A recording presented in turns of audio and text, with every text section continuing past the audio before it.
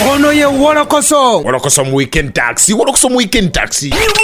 Wolokoso mu weekend taxi. Atabukidde wa ani gwe bakutte nani? Ani yakumenya ukani? Yonna mu Wolokoso. Wolokoso Wolokoso Wolokoso.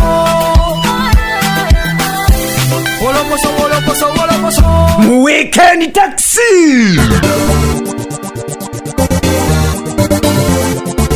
Shindo musamba kasiri sasa tufemu mfe radio simbe mpologoma enunje dembe kubuza ko najo sinziro kula mpozi ngate owuliriza olekula mpozi ngate otambula na ffe bulungi nnyo bagise Wolokoso mu weekend taxi ze SULA SSENYONGA Mr Mosquito Haji titibya omubwati ate mwana to okubeera nga tukitambuza bulungi nnyo nenga tola ne Uncle Kalam ajja kubeera nga ate aneyungako mu mbeera yonna tutambulye ddala bulungi yonna abatufulina ku www.radiosmart.ug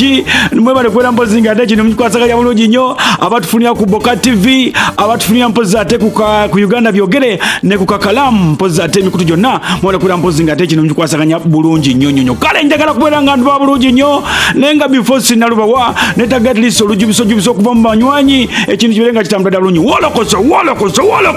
lutuwe kyali waffe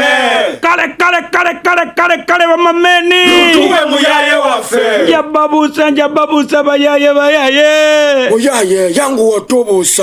kale netagayo kuba dem abali sexe muko nawe Haji titi bya lutuwe ababogola sibetaga ababogola wakiri mulete kubajeti bantoleko salam. Assalamu alaikum Haji. Wa alaikum assalam wa rahmatullahi wa barakatuh. Mtandikilewa executive be specific ngende straight. Haji nawe tutandikeo kuchinyusi. Kale naende woza katutandike nono omwana mulenzi atukedde asoka atuyitiremu atuliremu tuline Mudra ogamba otya ndia otata mpozi gwe tata ti vibe ebula ate no mu recording vibe ebayo the vibe ebawe tonga onagamba chichi just ndi pole man ate oli akulaba alinzo okulaba nga mu yaye bachiri era chala bachichibe ekituufu nalinga ngaze omanyi nzaba achimanyi muri mutima ogamba tasoko babuze kawuliza ba Wolokoso chichi aba mwagala lugambo nga onagamba chichi mwe bale kulutega nange kwendi gwe madeni Asazeewo nga onagamba chichi Wolokoso bichani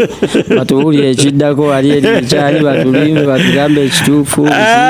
Mudra abawuliza balugola sibagala okumanya Mudra yani bamuzaalawa endonga agitandika ddi nze Sebunya Alpha Abdul Fatah linyeri obusiramu ni musajja musiramu nedirangeye nzalibwa Luwero kasana enkulidde Kawempe Kampala Kaleero olova endongo nkitandika mu vacation yange ya form 6 nem form 6 wayotano wange yangamba so kuandika shibolimba bikaliwa we natandikira mu kugegenya kuba nali muwandisi wa bitontome naye nawandikanga bya Luzungu nenezja nempuliza mu nnyimba nezira mu Luganda kye kyakujja mu bitontome bya Luzungu ntabina ovako Kampala wano oba wakubidya Kampala abakola ebitontome bangi Luzungu ne bafuna simanyi ali bayo bigira no bikola agency tujagaza kimugana kubeerako kugenda nga omanyi kyofunyeko kyofunako nga omanyi there is no need, I don't want a delegacy nga nabagambe era kiddamu ku Wolokoso nze mukama wakera kumacha nagera nembeera nga nvuddewo embali ya embasa mu jikube ebyaddala olw'ensonga basifunamu ate obanga afuuse nga Lukumani Segawo yatugamba ennyimba ze tuzisangule zonna kati nange era muzisangula kubanze ndi mukozi just wanenonya mu kasente naye tuziryeko sebo just afuna musagala siri mukozi wa gwanga okay ovudde mu bitontome na mutima gwo ovudde mu bitontome ky'Oluzungu okay otandise wandika ntandiko wandika bichi later yali 2015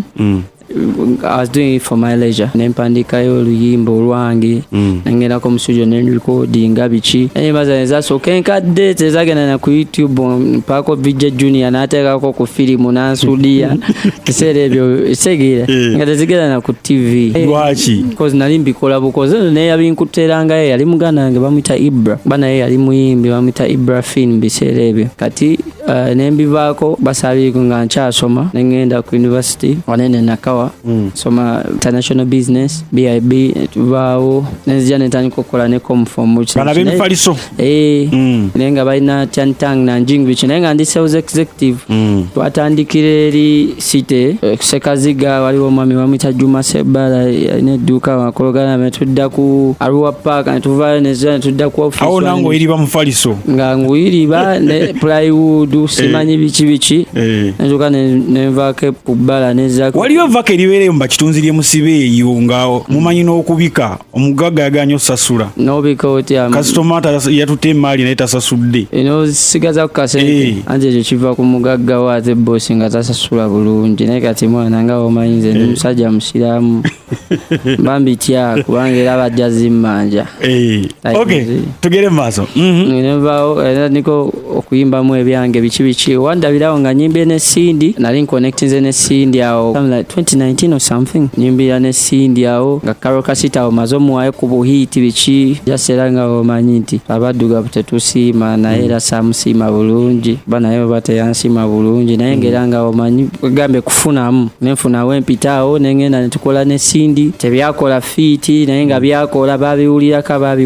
bawo ne joininga record label bakita Dream City Music Empire yabadde tutambula nayo kibiki yavakola eryo endongo mugikozeeko ne Karo Kasita naye ate bye bikomekeredde nga mulinga abatabusi ono ayogera biwanvu n'oli ayogera biwanvu yali manager naye ayogera birala kati twagala tukifuneewo buzibu ki tebamwogera nnyo manager oyo naye nga omanyi ebintu bino wegambye nze simanyi tino nze sinyigira muntu era baliwo bagamba twatabuka negundi biki naye nedda nze njogera just wemba nga omanyi oli nga abimbuuziza kati nga gwe wombuuziza nsobola okwogerera nenjogera saidi yange naye ate naye muwuliriza kubanga era tosala gwa kawala buzibu bwava kuki obuzibu just nze naye dissatisfied beera nga owandiikira sente ntono ate toyinako added values biki nengamba akuwandiika kankumyuse Mudra waliwo okubeera nga obadde owandiikira sente ntono n'okubeera nti obadde owandiika nga tosasulwa Karo yalinga akusasula nga jasinga takusasulanga naye Joshua kuba kati bwe neyongera okukula ndaba nga yandyazamanya mu ensonga oluusi yampanga sente leeti kati ate ndaba akasente bakalaba mwana baba bakalaba naye yajukira kati oluusi ffe obanga owandiika eyo wansi kajukira nze ebyomulimu nali mbivuddeko kati nga ninattaano wange bumalukkuliro yanvuga ku piki osinantwalako Karo ayagala kalima tukamuwa ebikifu naye kukaddayi kati n'okamuwa nayisawo kennaku lusinakuwanga ya recording adda bishobora kubasala biddamu kubanga wazimba mutima ng'omuntu you feel resented naye nga ye ng'omuntu samubaako tabu cause ayogera bulungi ali fiiti okusinziira ku bantu b'ennaku zino nga womanyi amanyi omuntu ne waba wambwa naye ng'asobola okwogera naawe kyekisinga naye ate teyali wambwa Karo naye singa omanyi nti gwe nasooka naye okuwandiikira nga ne sente ze bampa oluusi ntono oluusi zibeeramu kulwawo ko biki yali akugambyeko ekigambo kino nti marketing yo takigambangako naye kati era bamanyi okigamba abawandiisi abasinga bapukaminga abawandiisi ne bagamba nkutunda oluyimba ogenda kumpa lwa bwereere bakibagambe naye mwana ffe tulina enjogera mu ddiini yaffe nabbi bambuuza sasa bambuuza oli yamugamba yabampa ekitiibwa n'agamba tolaga nnyo bantu ti oli mwetaavu kati afande nze nemba sirina sobola kugamba nti sobola kulaga nti ndi mwetaavu nyera oluyimba lwange olulekayo nagendako ku songs awo era mu kuwandikira vinko oluyimba lweyasoosayo awo ku gundi ku so ne bayita my baby naye n'oluyimba lwange baliyita ai nabagamba kati tuli nga baluguza akakadde it was my biggest man in writing nasooka ofuna kati ne bagamba bagaana olwo oluyimba yali ai biseera nebagamba nedda njala miliyoni ezo 2 yadde luli eri muluguze jukira kati eri emu ngifunye ngitaddeko wano pembene kati ndikyata agandi fiiti kati nze jukira ffe kati eyo gye tubeera aluusi ng'obeera mmere nga omanyi kasita okafuna ebiddako naawe kati nze nsobola okusurvivinga nga sirinaamu olaba obadde osurvivinga nga toyina ate watya ng'oyinamu kati nkeera ku makya nga sirinaamu nga terina ne baniga bange bataano balina okuki naye nga kimanyi olunaku olina okuggwa nga tuli balamu esegera abandi mashallah esegera kati awa tolina nnyo yoŋŋamba ŋŋuma era senseza yali ampadde akakadde wano Julius nemugamba twagala 2 agamba kayinza obba wakala akadde nalo oba akamu nga nedda era ne tululeka kati late era ate ne bakomawo togamba ate kati awo kati awangana kubamu ne kuhiti ne maga kati njagala 5 agamba kati amaiza agamba nya kituna kati olaba balwagala nnyo kandutereke nange nendutereka lwetwakola ne Sheeba ala simbubi nera nawo boyagala wesigalizeeko obumu sokoleke Mudra okozeeko project ne n'abakyala bano bombi wakolako ne Cindy n'okola ne Sheeba gobaddeko nabo mu studio ani asingo kikubata kutawanya nga mbadde mukola mu studio nga bonna bali shata bonna bali fit sina gwe nsobola kugamba mbona soka n'ebyo sana bingira nze wayompeddeko mu byafande nze sironda ndi muyimbi kale nondewo bona yasinga kyoyagala naye Cindy ali quick performance Sheeba ali nga omanyi Cindy yagamba yeye wandikira nnyo biki she's very quick though ndi bwomuwaso alowingirawo within that achusa vibe biki Sheeba osobola okutekingamu obudde muno muwamu obudde no. Sheeba is very cooperative like asobanga inamu olugezigezi lwe lwayagala okukola nti no muluno oluyimba kanyimbe we bati n'omugamba kabaka bulambi biki naddayo ku kiri original kitegeera kati enjawulo eriwo Cindy ali quick naye ate ali assertive agamba ngenda kino kyekino aye kale era simuninye kubeera we nayimbira level yali eri nayimbira naye Cindy yali eri ya kajja kakati gakubuuze ku bato gwogenda yimbirawa side zombi buli empe muzinda alaba bagizimwe be bamanyiza bazibanfaako kyo ekyo si yange kasaba mpa side eno nga nyimba we bampa wali nga nyimba kale nyimba mwayoiza simba Wolokoso biki mwe bale nnyo kwagala lugambo si lulungi naye era kale lutubeezaawo so nakyo kola siri wa lugambo nabiga mwe banyo simba kuya munchaziza emberako program eno kubaddanji uyabuulizi nga omanya abazungu baffe balutuwe naye katikati ffe tulusaba tukimanya abazungu tebabaamu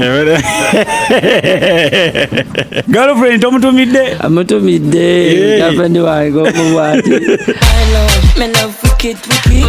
echilala sweetie my love resubani chakola omwana yanyiridde badia akoba tingo nga kengeri kenge akoba tingo yona love ndikongere tingo nga kengeri kenge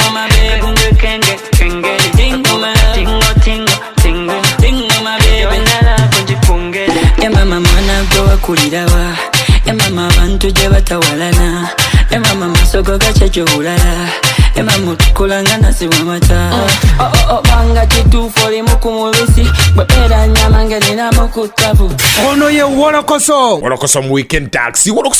taxi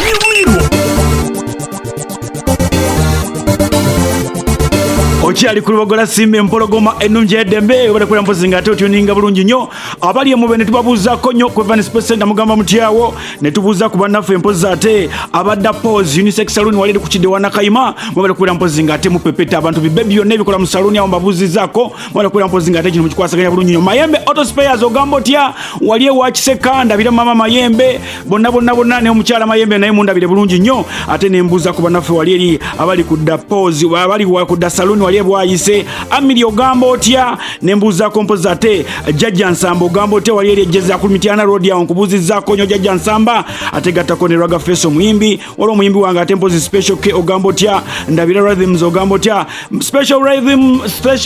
rhymes management egamba etya promoter Juma nkubuzizaako nnyo Albert Luswata nkubuza nnyo Pidi wali ku Tagi studio ndowooza ekintu kitambulira ddala bulungi nnyo kale katweyongereyo simanyi luno oba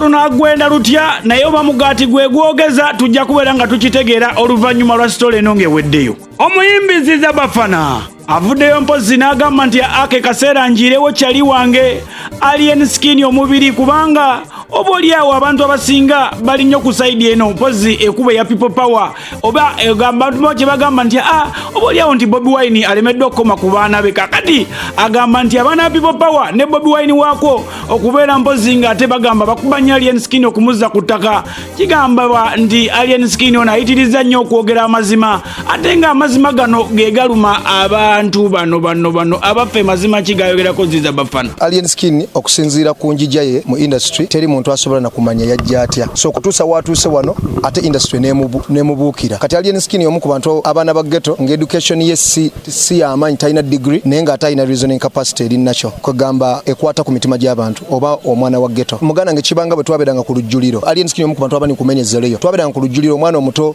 n'ayisa omukka omubi omanyi nti omuntu omukulu n'ayisa omukka omubi ne bagamba mbu mwana muto naye ng'ate omuntu omukulu yakikoze. Kati eribazoleyo omwana omuto n'agamba anko sinzo oba mami sinzo baddadi ye gwakikoze kyoyo alibazoleyo gaba mazima. Kati aga mazima tetugaagala.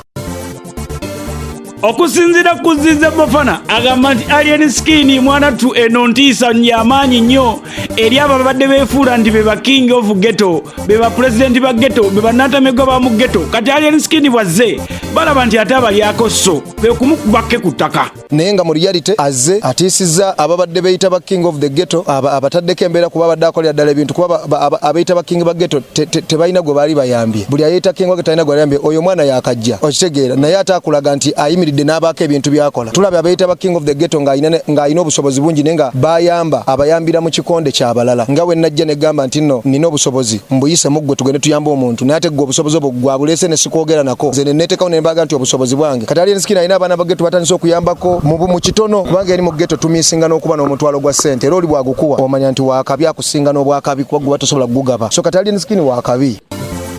Okusinziira kuziza Bafana agamba nti abantu be bagamba nti Alien Skin talina mpisa agamba nedda kikafuuwe Alien Skin alina empisa bagamba mutazirina oluusi naye aba yerwanako bulungi kwedifendinga gwate muntu wajjanga mubbi abeka TV kakatwale oleme mugoba kumukuba kikonde ku mugongo kubanga olina empisa. Kiki yali akoze ekiraga indiscipline alwana yali alwanye nani baunsa wali olabeko ka video nga Alien Skin ataddeko omuntu ekikonde ng'oba mukutte mbulago wali olabeko ka video yako proof yonna naye abantu batambula nabo bakikola n'abantu batambula naye yakutte nobati events akabadia omanyi bino ebintu bino abalaba kamera kino kyenjagala bategeere bakutte gwe bakutte akabadia ku lwaki kubanga muganda tekitegeeza mbuno olwokuba Alien Skin alina erinnya mbuno gwe bw'ogenda okujja ojje mu nnyumba yo obbemu kyobbamu okitwale mbuno yakulabe bulabi waliwo akamanyira akaba kasusse n'ekintu ekirala ebintu bino abantu benjagala balabe bakimanye nti buli ekitambula mu maaso ebimu biri full of attention amawulire abantu abamu baagala bayite mu cheap popularity abantu abamu baagala amawulire ebintu byemulaba eyo ne mulaba oba bano balwanye oba mutulwanyeemu si mbuno bya ddala lwaki tebagamba Alien Skin yalwanye n'omuwagizi lwaki bagamba Alien Skin yalwanye ne bawunsa oyo bawunsa be bamu kuba babadde nabo mu ghetto abaagala omukakasa bano abamu be bano bapromota abaagadde okutima omimbi n'agaana bino bye bimu ku bantu ng'oli azze n'akuleetako ezzoleyo wano nno bibaddemu okulabula naye simanyi oba gwe balabula yakimanyi. Okusinzira kuzira Bafana agambye era n'alabulira ddala n'agamba Abtex wandibadde weesonyiwa Alien Skin kubanga tolina kye wamuteekako tolina ky'omubanja walipira mulipire ng'omwana tomaze okwekubira zihiiti ze. Abtex byakoze abikoze tumuwa ekitiibwa naye anyamba ave ku bayimbi ate ave ku bayimbi bapukaming gwe mulamwa gw'enkya gy'emiti emito era abapukaming batuyambye nnyo okendeza amaanyi g'abayita the big three bapukaming batuyambye nnyo kubanga ba big three kituufu weebali naye they have never helped the industry yebayambye gwe laba Bobi Wine waali industry yemukoze eki Chameleone waali industry yekoze eki Bebe Cool waali industry yekoze eki gwe njagala nti Bebe Cool yali ayimbyeko oluyimba olutwala Uganda ku platform nga takyayitaga kubeera Uganda kyovula tuwa bakenze ekitiibwa nti gwe mukyemuyita obutamanya bwabwe oba amaanyi ge balina we batutuusiza ng'omuntu mu Uganda asobola okuba ng'amanyi Kenzo nga tamanyi the big three bino ebintu byagenze mu ngeri ya muntu yatasobola kutegeera okugjako abitegeera yajja obikola ki obitegeera naye tabitegeera tajja bikola ki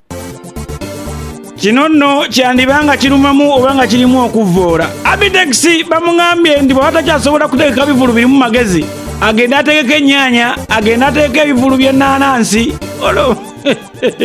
manyi oba gyali awulira bulungi poza agenda ategeka ennyaanya oba ategeka ebintu ebirala asobola okutegeka kalitunsi n'ategeka emiti n'agenda naga ekyo kiryokke tewali mukolo gutegekebwa Uganda gutaliiko muyimbi n'abanoonya ebyobufuzi balina okuyita abayimbi ekintu ky'okuyimba kiva eri Katonda tekisobola na kulwanyisibwa muntu buntu kiri kirala abo bapromota mubaagale nga bapromota temubaagalira mu gundi y'abayimbi.